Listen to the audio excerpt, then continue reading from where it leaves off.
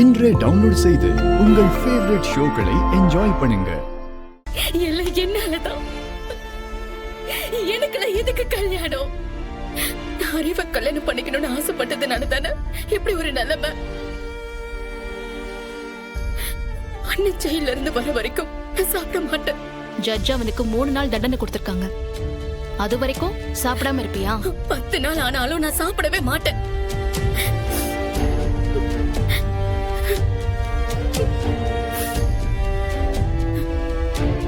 ரத்னா, நீ படிச்சவ தானே?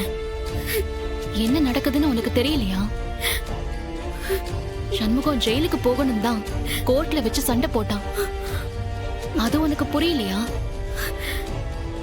என்னத்த சொல்லுது மாமா, சண்முகத்தை ஜீப்ல ஏத்துறதுக்கு முன்னாடி நான் தனியா போய் அவன் கிட்ட பேசினேனே மாமா, ஞாபகம் இருக்கா? ஆமா, நான் கூட பாத்துறேன்.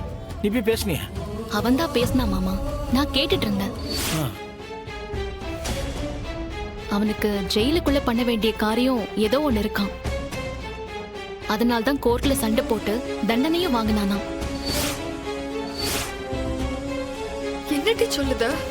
இத பாரு ரத்னா, நீ அறிவ ஹாஸ்பிட்டல்ல மீட் பண்ணல, அப்ப அறிவு உன்கிட்ட ஒரு பேப்பர் கொடுத்தார்ல, அதுல என்ன இருந்துச்சு தெரியுமா?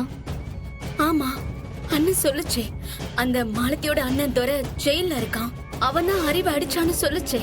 மாலத்தியோட அண்ணனும் இந்த கேஸ்ல ஒரு முக்கியமான சாட்சின்னு சண்முகம் நம்புறான். அந்த துரை கிட்ட ஏதோ ஒரு ரகசியம் இருக்கு. அந்த ரகசியத்தை கண்டுபிடிக்கதான் சண்முகம் இப்போ உள்ள போயிருக்கான்.